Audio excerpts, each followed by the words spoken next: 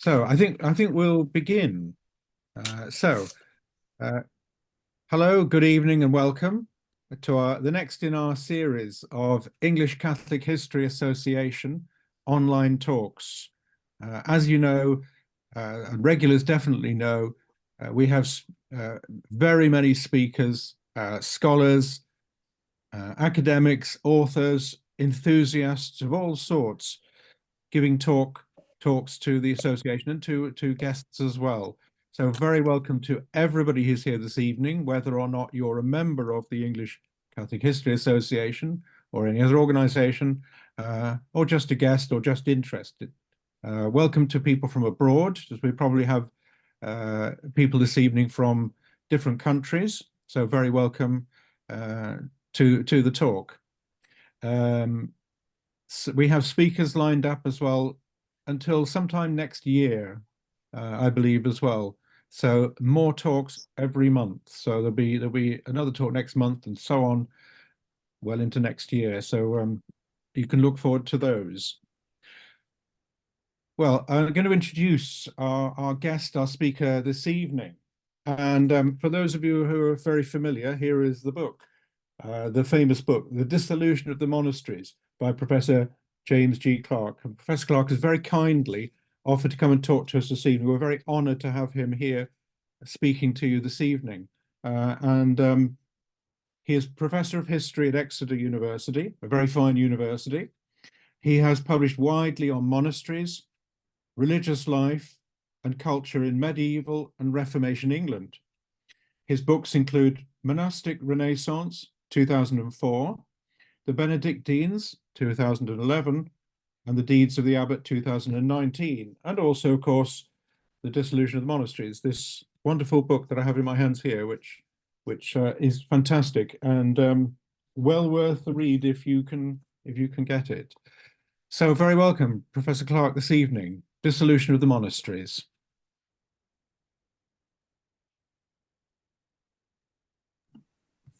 Thank you very much indeed. If you could just bear with me while I try to do the technical bit. And if you could confirm that you are seeing a slide in front of you.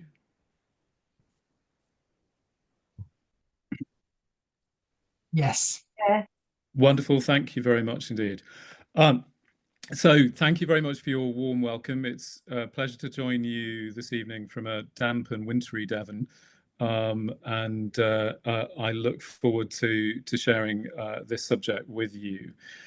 So what I want to invite you to do over the next few minutes is perhaps to rethink the dissolution of the monasteries. I'm very conscious that in this audience, there will be no shortage of ideas, impressions, understandings of this subject. And I just want to explore a little how we might, in the light of ongoing research, how we might come to think about this extraordinary episode in our Reformation history in England and Wales. I'd like to begin, I suppose, as all the best histories do, I'd like to begin with a date, in fact. I'd like to begin with the date, the 7th of May, 1540. Now, to contextualize this, in the early summer of 1540, Henry VIII, already now a man almost out of his 40s, entering into the last phase of his life, entering also into something of a retreat from the more radical religious change that he's presided over in the previous decade, preoccupied still in the spring of 1540 with the Cleves marriage, which famously, of course, has not gone well. But on the 7th of May, 1540, we also have the very last glimpse of monastic England. And that last glimpse is this man whose effigy you have in front of you on the screen. This is William Weston, and he was prior of St. John's Priory and Hospital at Clerkenwell. In fact, he is Prior General of the Hospitallers. And the Hospitallers were the very last of the religious orders in England to be compelled to be suppressed and surrender to the Tudor crown. And it only happens in May 1540, some 4 years after the first sequence of suppressions of monasteries had begun in England. And in fact, the Hospitallers also have the distinction of being the only one of the religious orders in Henry VIII's England to be subject to suppression by parliamentary statute. It comes as a remarkable surprise. It is unexpected. Least of all was it expected by Prior William Weston, something of a veteran not only of the religious life, but also of the Tudor regime, of Tudor politics. He had been close to the Tudor court for much of the past 3 decades.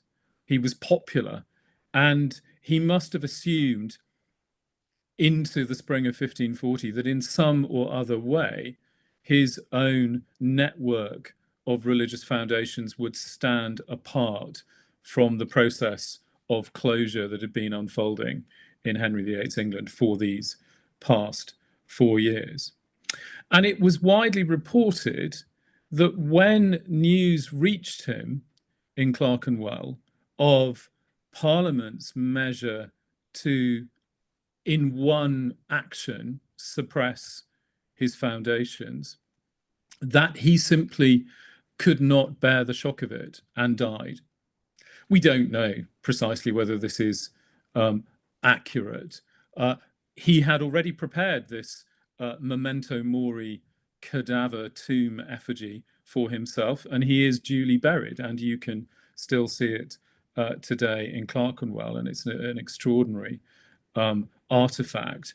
But I suspect most of those who do enter into the crypt and see it are not aware that, in a sense, in that extraordinary effigy, they are seeing the very last moments of monastic England. It's a surprise for William Weston, not least because the Hospitallers had been continuing to receive support from the Tudor regime in the previous weeks, even. In April 1540, the Hospitallers were still receiving grants of land. Ironically, paradoxically, grants of land from other closed monasteries. It did seem as if the crown, the royal regime, was inclined to spare this very distinctive religious order. So hardly surprising that the elderly veteran Prior Weston should have been shocked that suddenly Parliament turns and passes this measure. And I do think that in the story of Weston, the sudden passing of the Hospitallers and of his alleged shock and surprise, we can encapsulate something of how I would suggest we should be rethinking the dissolution of the monasteries. The contingency that seemed to creep up on Prior Weston, I think actually could be applied to much of this episode. There was much about Henry VIII's dissolution of monasteries in England and Wales that was uncertain, contingent, sometimes contradictory, like the contradictory measure of granting property to the Hospitallers in April 1540, only to close them in May. And I think sometimes historians in the past, in previous generations, have perhaps overlooked the extent to which there is not a grand plan executed with extreme efficiency by the Tudor regime. There was a great deal of special pleading from earlier generations of historians in trying to construct such a narrative. So let's take this idea further. How do we rethink the dissolution of the monasteries? Well, first of all, I think we do have to remind ourselves that even as Henry VIII enters his last years, as late as the spring of 1540, there is still a monastic England. The Hospitallers are the very last site of that almost millennium of monastic tradition in England. But the last abbey to be closed in Henry VIII's England is Waltham Abbey, an Augustinian abbey just north of London, of course. And here in this document that you have on screen is that moment captured. Very few of what we call deeds of surrender from the closure of monasteries, in fact, survive. Only a fraction of the number of these documents that were compiled have come down to us. And it's wonderful and remarkable that the very last deed of surrender should indeed survive. So in the spring of 1540, just days before the entirety of Tudor England and Wales celebrates the Easter festival, the very last members of an abbey community come forward and surrender to the crown.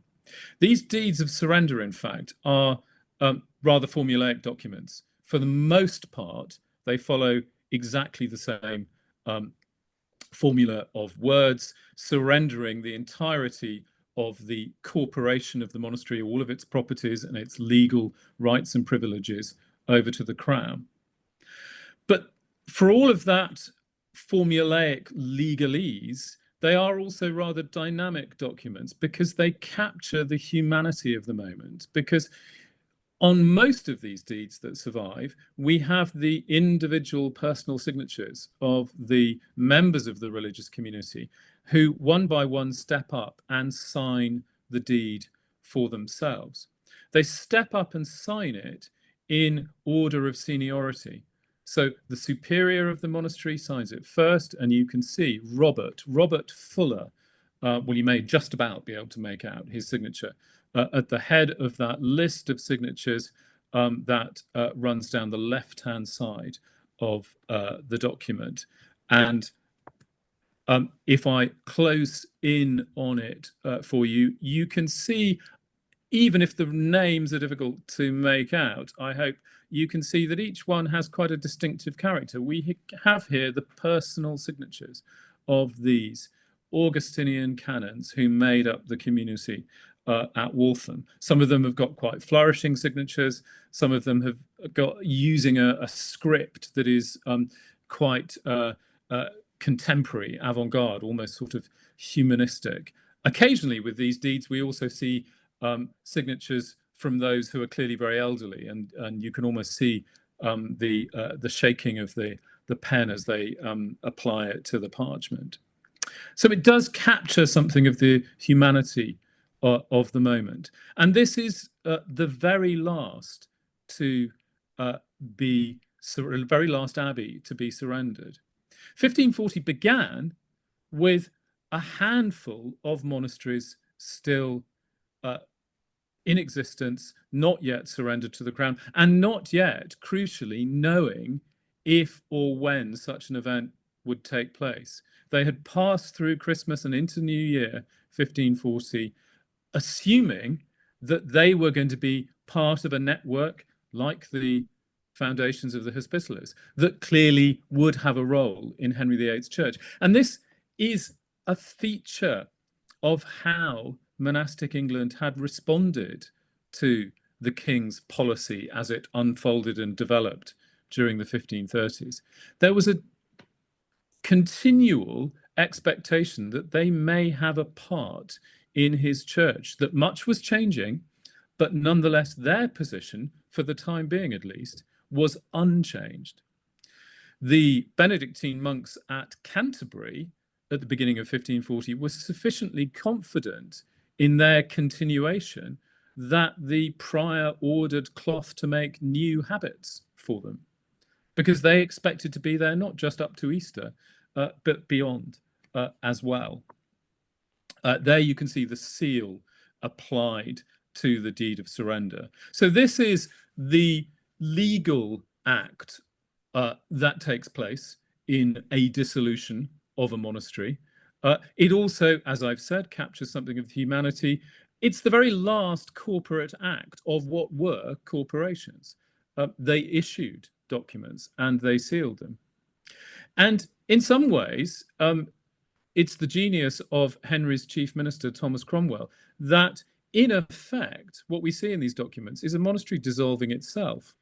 The hand of the crown is not conspicuous in these documents. In fact, just the folded lip of the lower part of the deed of surrender is countersigned by the commissioners of the crown.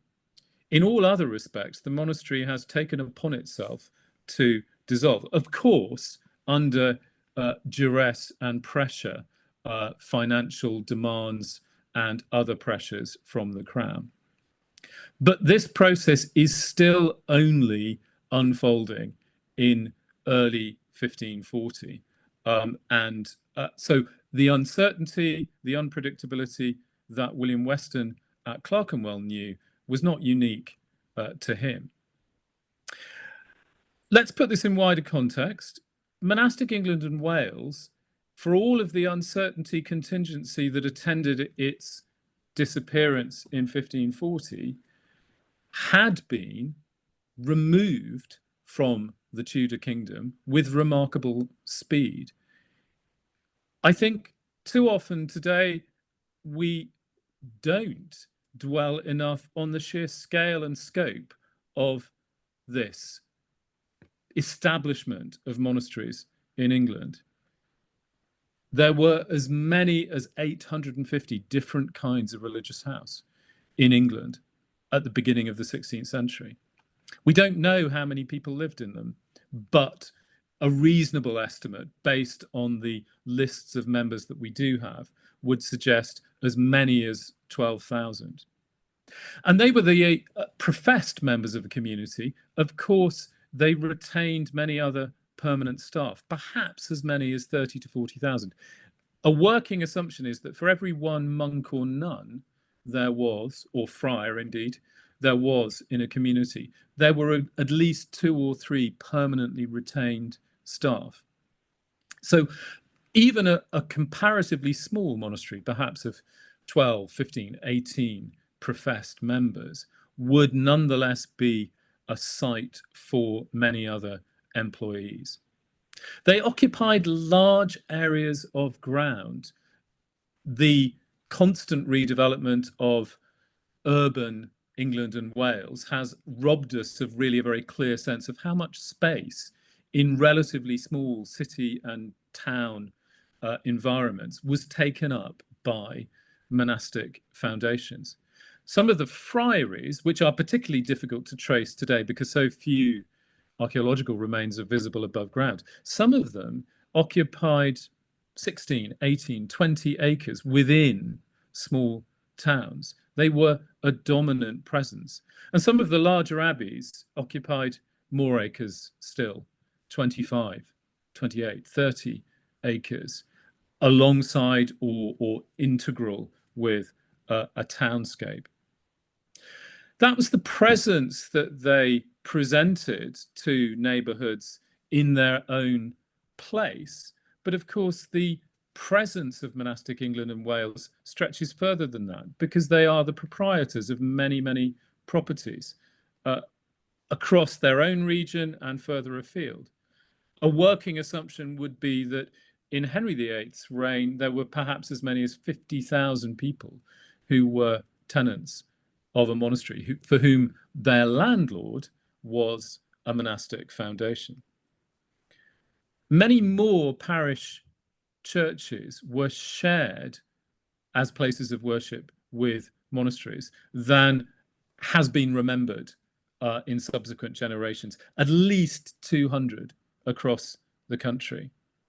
And of course, monasteries were filled with the accrued furnishings and fixtures of centuries of monastic life. Certainly 500,000 books, if not more, in monastery libraries. Some of the largest monastery libraries, places such as Bury St Edmunds in Suffolk or St Albans in Hertfordshire, had upwards of 5,000 books in their libraries at the time of their closure at the end of the 1530s.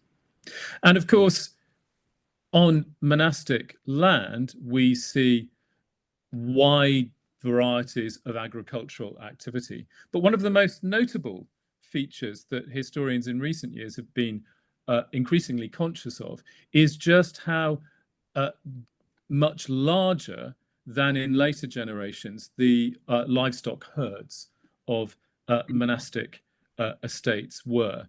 Many, many hundreds of sheep on individual estates, rising to hundreds of thousands, if not millions, across the country as a whole.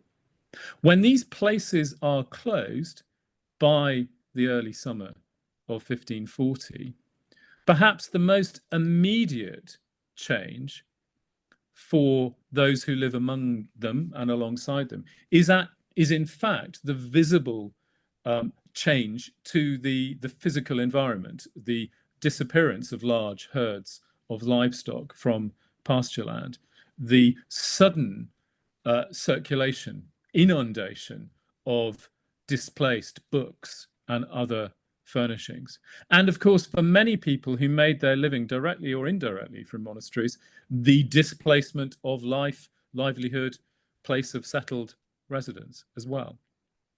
So there was much that was uncertain about the course by which the Tudor crown closed monasteries, but there can be no doubting of the scale and scope of the consequences.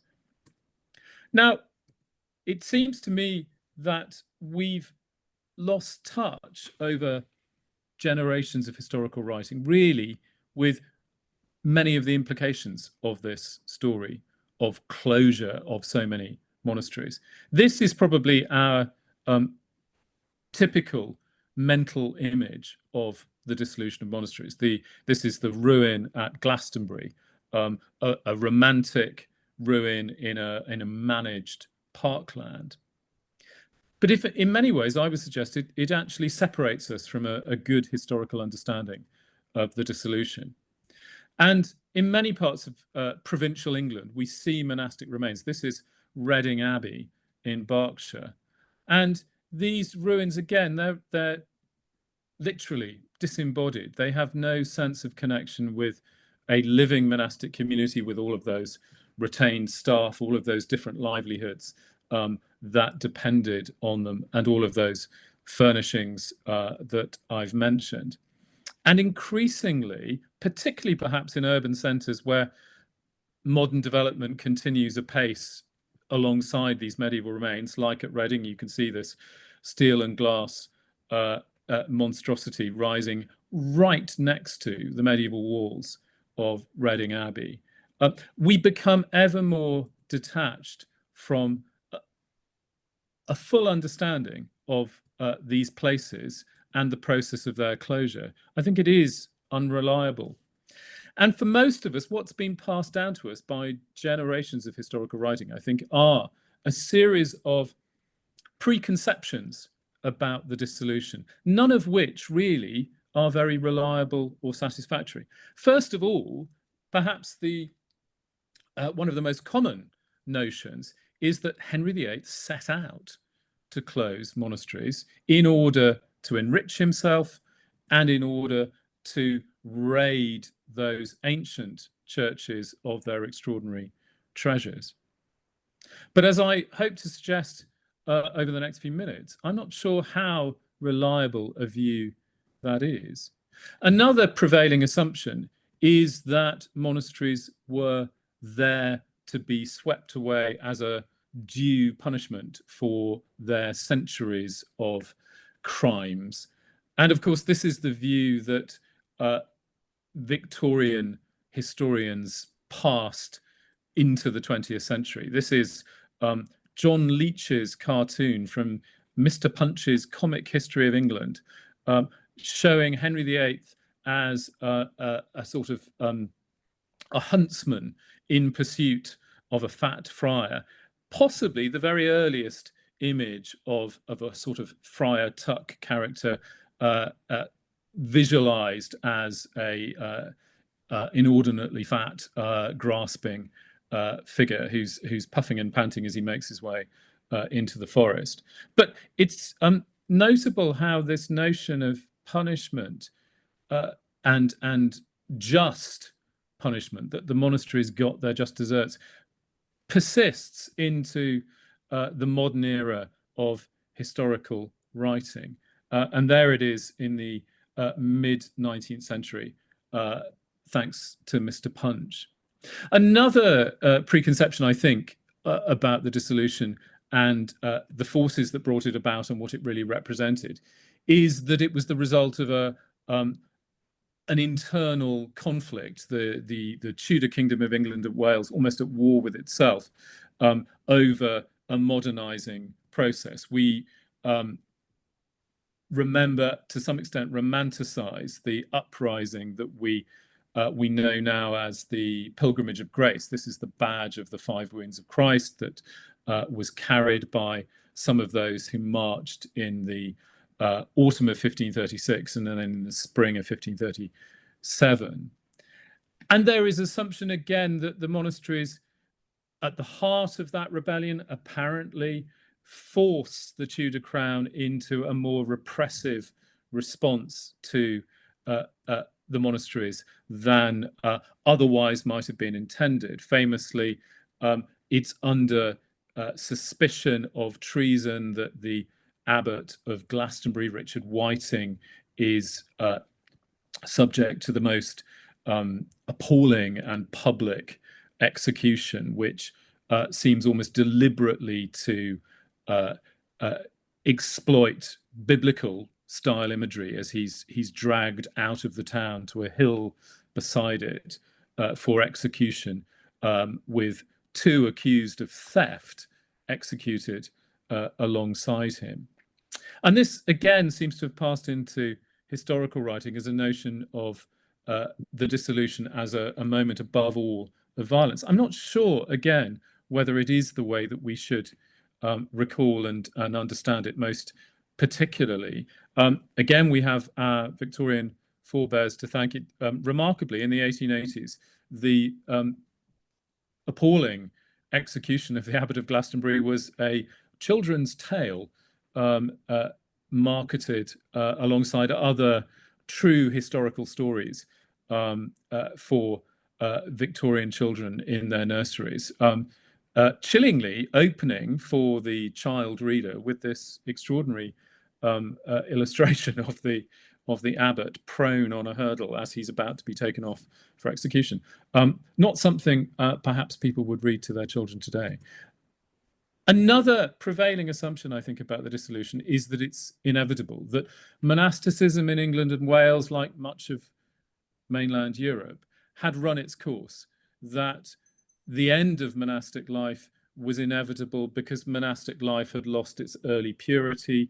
It was no longer living up to its ideals. It was no longer the engine room of Christian piety that it had been in earlier centuries, that monks and nuns enjoyed, as it were, high living and low morals, that the wealth and lavish lifestyle of monastic England very visibly separated it from its original ideals. The extraordinary private apartments of the Abbot of Westminster in the early 16th century, which you can see here. This is the Jerusalem Chamber, as it's called, which is part of the abbot's lodging at Westminster Abbey.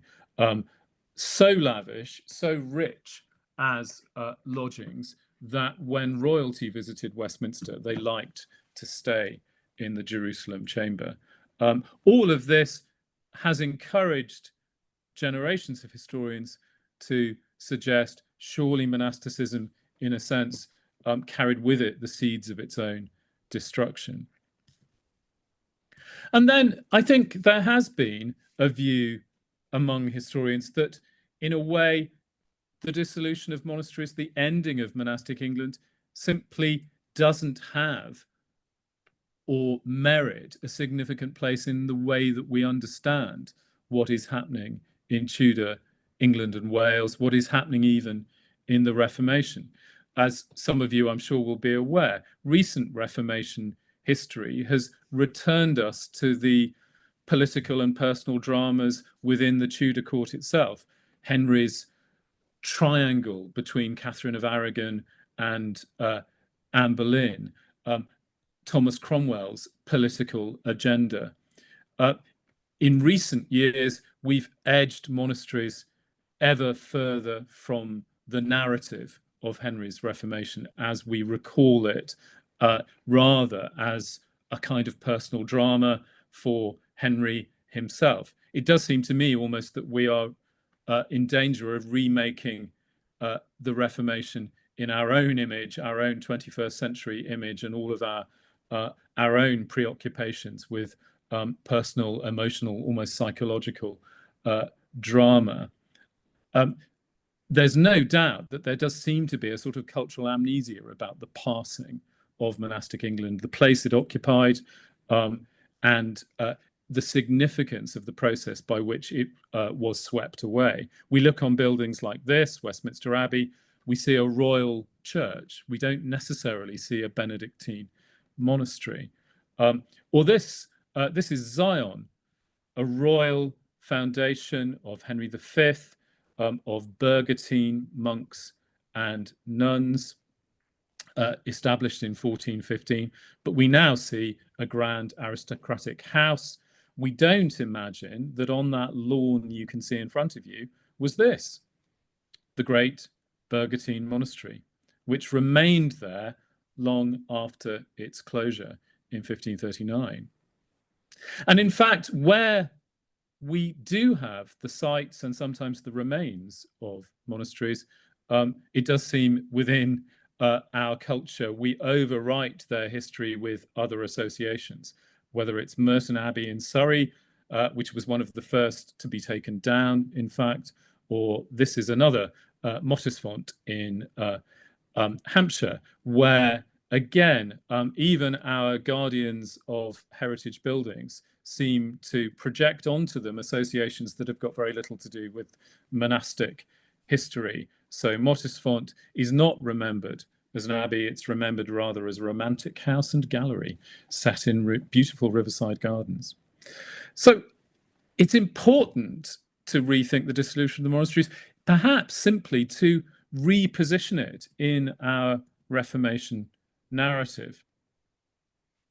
One of the challenges we face is, I think, that historians long into the 20th century have carried with them the late 19th century liberal Anglican view that in order to build a modern English polity, almost the dissolution of the monasteries was a necessary step, as with Pollard in 1902 saying it was a great service to liberty, as if it was one of the steps along with Magna Carta, the establishment of Parliament, towards making the English state exactly what it is in all of its greatness.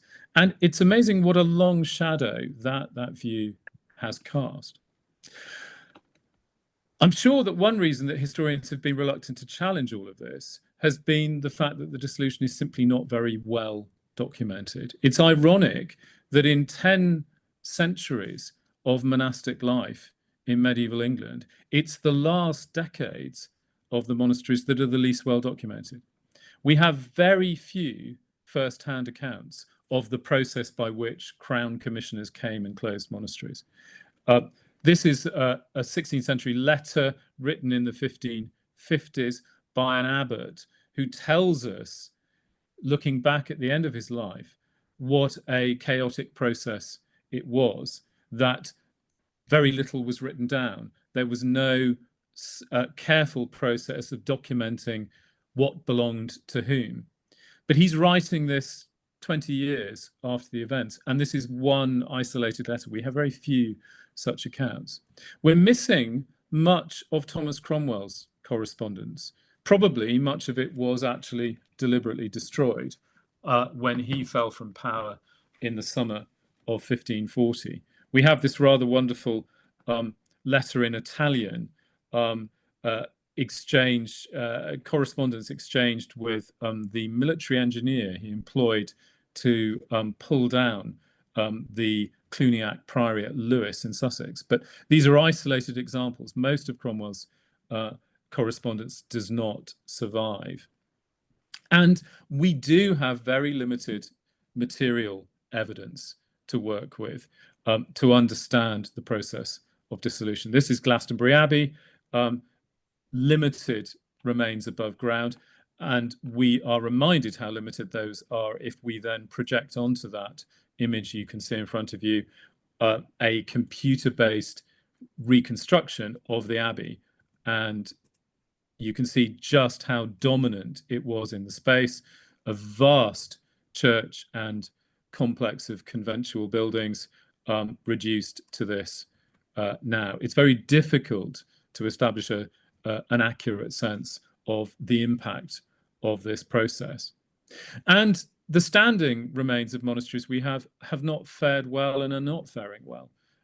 If you should care to look at Historic England's Heritage at Risk Register, you will find an astonishing number of abbey and priory sites that are now deemed to be at risk. What we do have above ground will not be above ground very much longer, sadly. This is all that we have of Waltham Abbey, that last abbey to be suppressed in March 1540. And this is indeed on the Heritage at Risk Register. This is all we have of Boxley Abbey in Kent, a site of pilgrimage for centuries, an important monastery, and it is being used by a local farmer as a storeroom. Remarkable medieval survival, but now very much at risk. So there are significant challenges in the way of establishing a fresh history of the dissolution. But what then might a reliable history look like? I think, first of all, we need to reaffirm that monastic England was one of the most remarkable monastic establishments in northern medieval Europe. It was large and diverse, and undoubtedly it was swept away with remarkable speed, in spite of the uncertainty, in spite of the apparent contingency in royal planning. We should, I think, also dispense with any idea that what happened under Queen Mary in the 1550s was in any sense a reversal of dissolution. The communities of professed religious that Mary allows to return are brought to places of royal residence. What Mary is doing in the 1550s, effectively, as we might expect for a queen married to Philip of Spain, is establishing palace monasteries, palace religious, in the mold of the Escorial. It is not a return to monastic England. Greenwich sees friars return, yes, but attached to a royal palace. This is a contemporary sketch of the friary church, which you can see more or less in the middle of the image there, standing contiguous with the royal palace at Greenwich. We can certainly say that a reliable history of the dissolution has to emphasize the drama, that it was the most remarkable displacement of property, people, infrastructure carried out over a very short period of time. We can say, as I've already suggested, that it is extraordinarily unpredictable. Above all, monasteries had not begun to fail. There was nothing inevitable about this process at the beginning of Henry's reign, or even as late as the 1520s or 1530s. Even at the time of the break with Rome, monasteries were continuing to build, continuing to develop their establishments, such as here at Ford Abbey in Somerset. This is part of the abbot's lodging, which is being developed in the late 1520s and early 1530s. It's clear that Henry and even Cromwell are not acting on a predetermined blueprint for what should happen. Famously, in 1537 and 1538, Henry demonstrates conspicuously that he has no blueprint for the closure of all monasteries, because he starts to create new ones, such as at Stixwold in Lincolnshire. And in fact, he presents them with books that are stamped with the royal blazon, as you can see here. This is a book from the new foundation of Stixwold with the Tudor crown stamped on it. Henry is creating new religious foundations just at the same time as he's closing them. Henry and Cromwell are thinking that some monasteries should not be closed, but simply should be evolved. There's much discussion in the mid-1530s and continuing really as late as 1539 about recreating monasteries as colleges, collegiate churches, such as at Thetford Priory. And there's much interest in turning monasteries into monastic cathedrals, such as at Wenlock in Shropshire, which is for some time under consideration as being re-established as a cathedral. In other words, Henry and Cromwell, at best, I think, could be said in the 1530s to be feeling their way. They're not carrying out a clear policy. In some regions of the country, in fact, it would seem that local communities, neighborhoods, are taking initiative that is signally lacking in the center of government. The Chancellor of the Court of Augmentations, Richard Rich, this man here, makes this very clear in his letters, which do survive in quite a large number.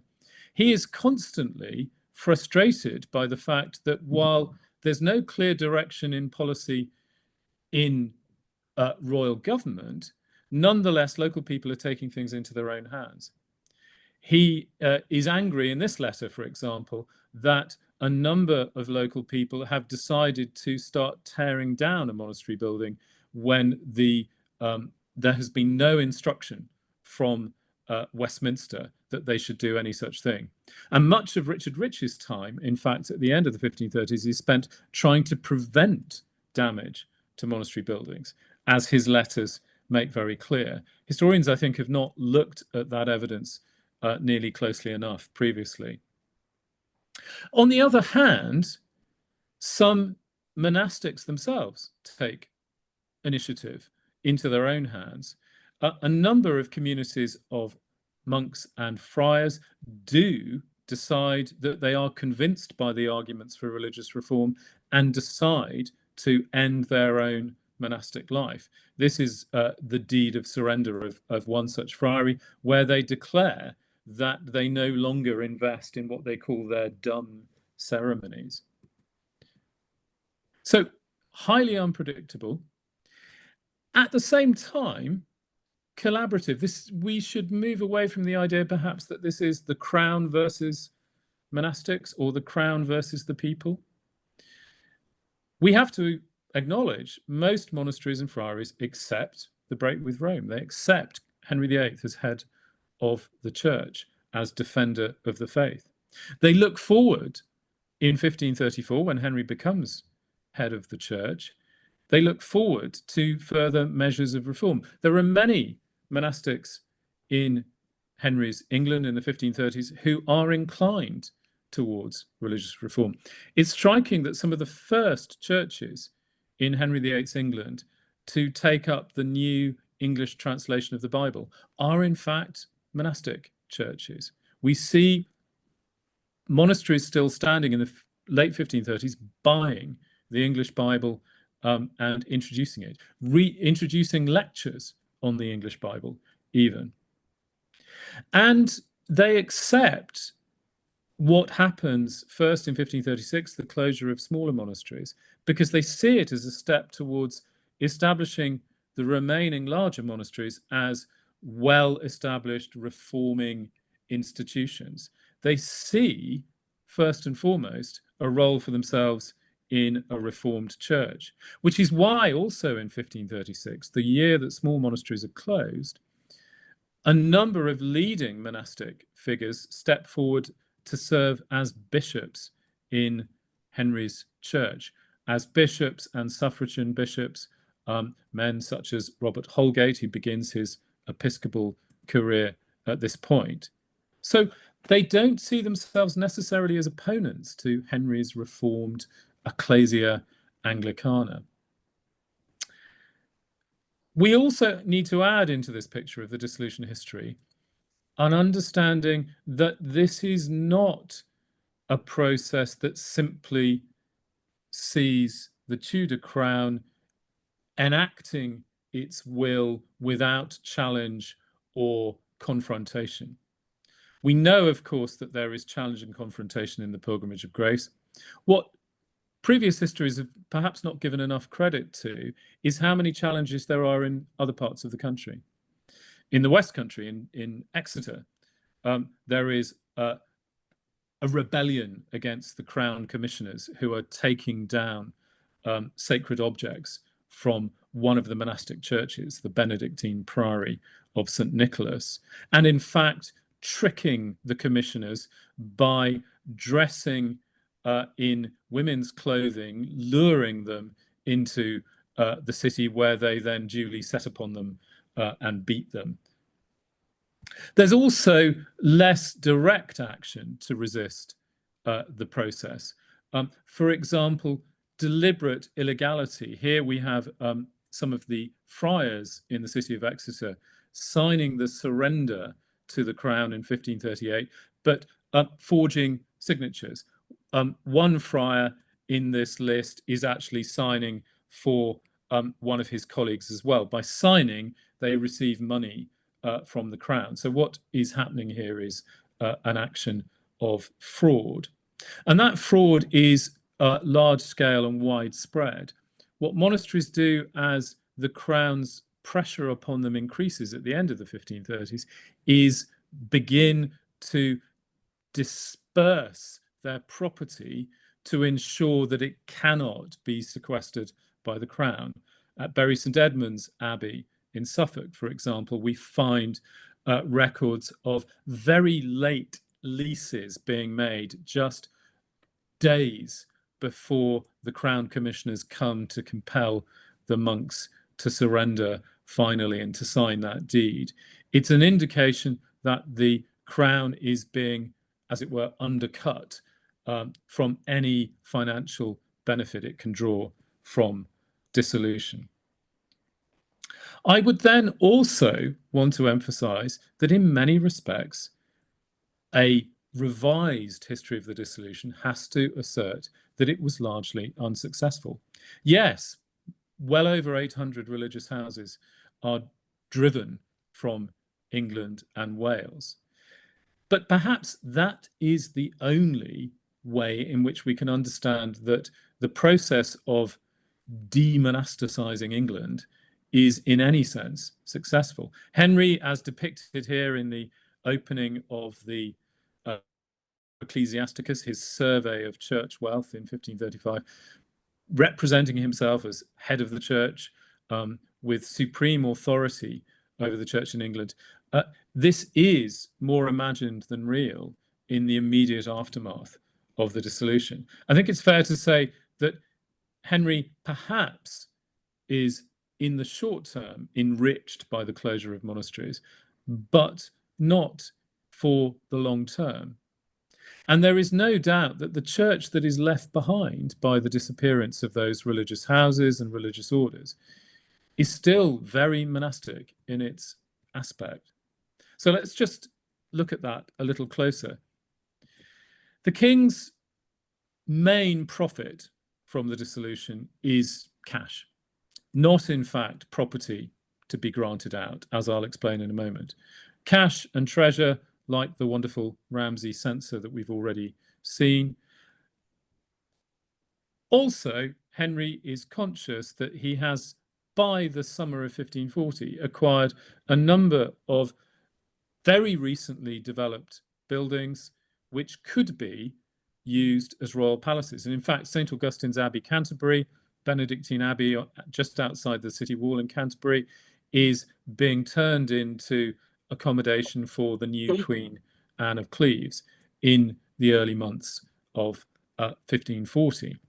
And he has his eye on other palaces, including, or prospective palaces, including Abingdon Abbey, which is surveyed in 1539 as a potential new royal palace.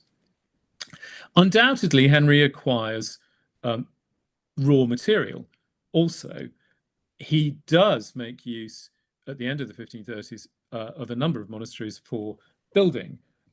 He is building new palaces just on the edge of London, Oatlands, for example, in Surrey, and stone from Merton Priory is used. We can see just a few remaining blocks of that stone still in the one surviving gateway to Oatlands Palace, which itself, ironically, no longer survives.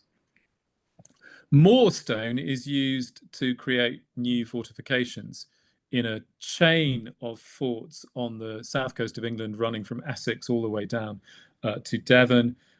Stone from the Cistercian monastery at Kor on the Isle of Wight is used to create a new fort at Cowes, for example.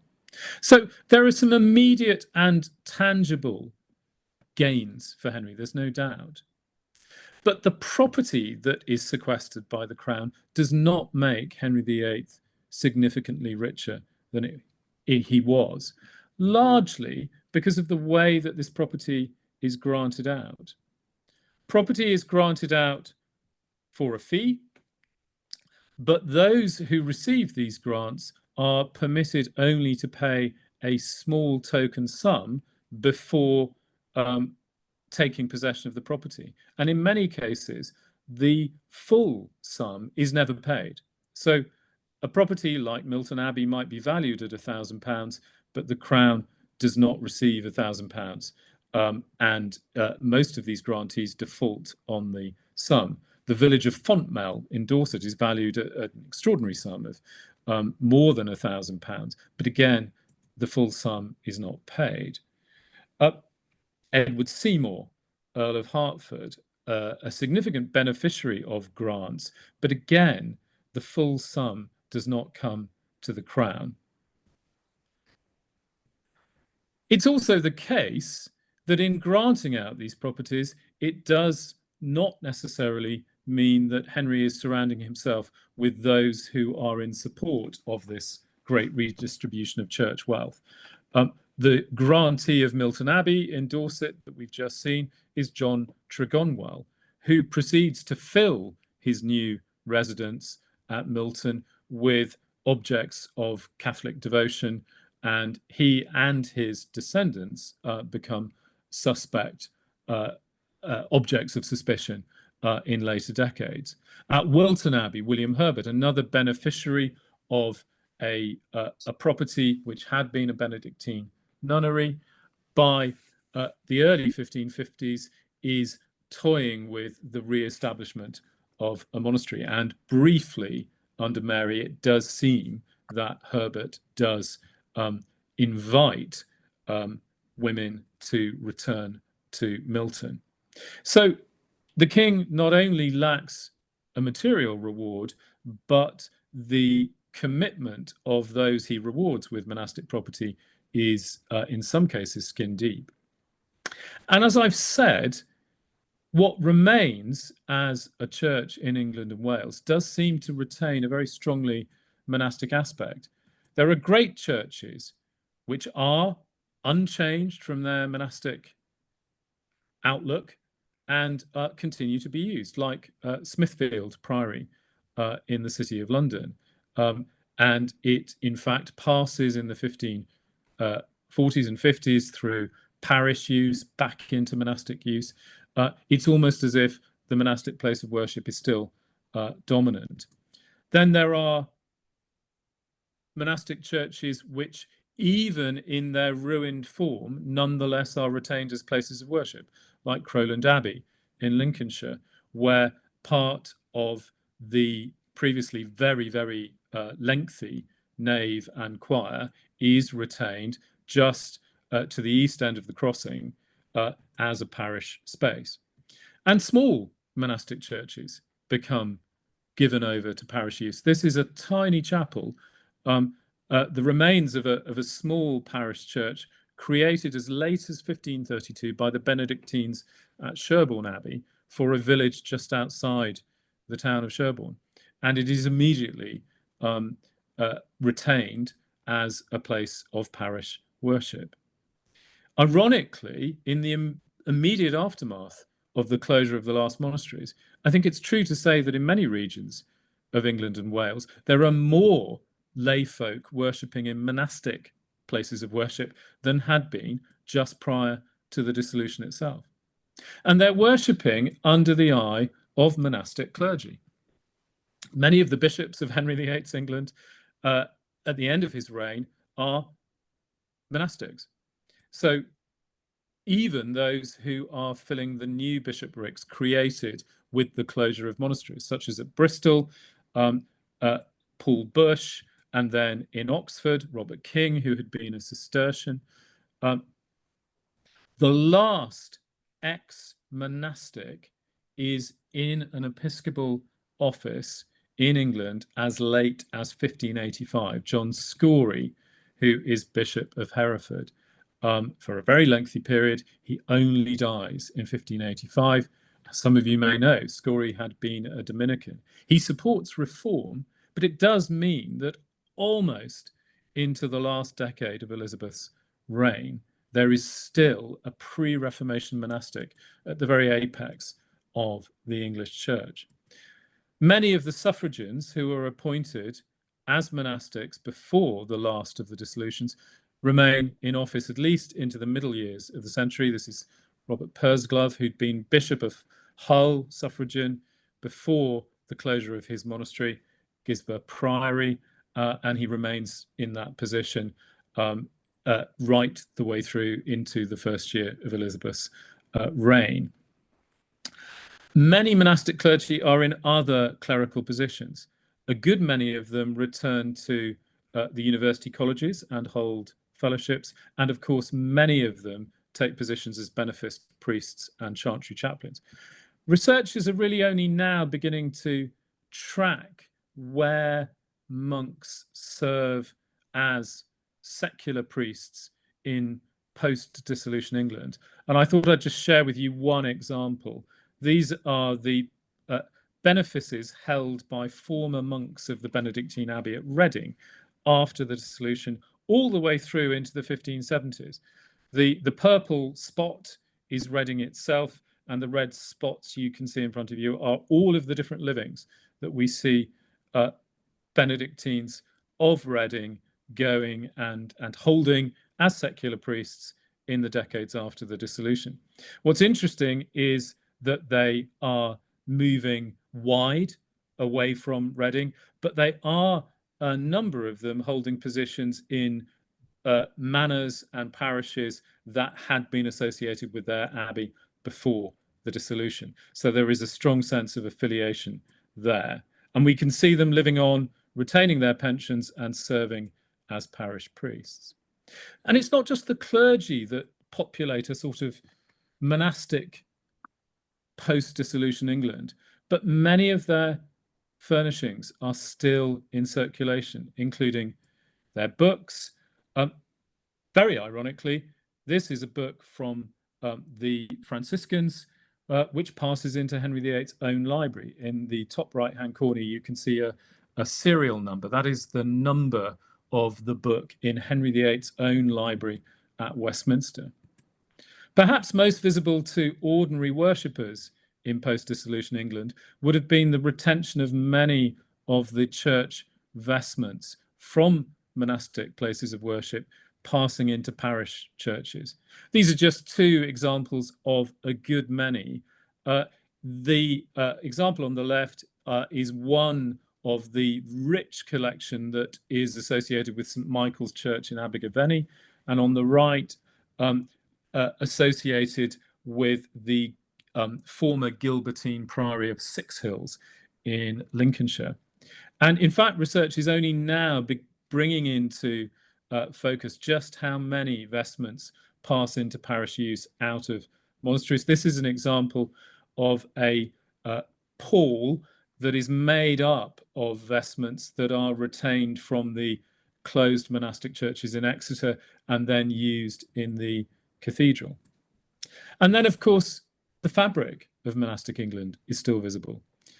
Sir Richard Grenville moves into the Cistercian Abbey at Buckland in Devon, and it retains its look as a monastic church. And then Henry VIII himself occupies the abbot's lodging and quadrangle of St. Mary's Benedictine Abbey just outside the city of York, where he goes just a year after the last closure of a monastery in 1541, when he's on progress. So the infrastructure of monastic England is still very visible in post-dissolution England. And it is not being torn down. The first Christ Hospital School in London occupies the site of the London Franciscans and the same buildings.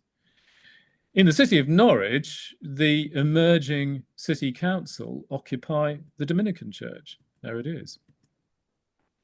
And in many parts of England, the standing buildings of former monasteries are not taken down nearly as readily or quickly as has often been assumed. In the North Devon town of Barnstaple, the priory is still standing. We can see it here just about in a map in the middle of that image as late as 1680. We have to adjust our time frame as to when fully formed monastic buildings were no longer on local skylines. They remained much later. This is a photograph from the 1850s from the city of Plymouth. And this is the gateway to the old Carmelite friary. It was still standing in the 1850s. In fact, it was still standing late into the 19th century and was only demolished when a new railway station was built on the line into central Plymouth. Frustratingly, because it had survived the closure of the friary and remained part and parcel of the scene in Plymouth. So certainly by the death of Henry VIII in January 1547, there is a sense that he may have, with much contingency and uncertainty, presided over the suppression of monastic life in England, but he was still living among its landmarks. When he made his last major royal progress in 1541, he passed through monastic sites. He stayed in monastic sites. He and many of his people were still worshipping monastic churches under the ministry of monastic priests, some of whom were his bishops. And with a powerful irony, when Henry does die in January 1540, his body is taken to lie for a number of days. Where to? But to that Bergotine Abbey of Zion, just beside the Thames, whose buildings were still standing unchanged, and Henry's body remains there for some time. So to rethink the dissolution, I'd like to suggest is to finally, I hope, sweep away some of those assumptions that we've allowed to linger for too long, inherited from Victorian historians perhaps, especially, and Victorian popular culture. Also to challenge what has emerged in recent years, which is perhaps too much of a focus on the personal dramas around Henry VIII and the search for an heir, the drama between Catherine and Anne and Thomas Cromwell. The dissolution is a major episode in Henry VIII's Reformation, but it's not either the deliberate and sweeping destruction that we might remember when we look at so limited remains. It's a much more complex, much more uncertain, unpredictable process. What it delivers above all is much less immediate transformation of people's experience than we might have imagined. People still passed through a monastic landscape right to the end of Henry's reign and even beyond. Thank you.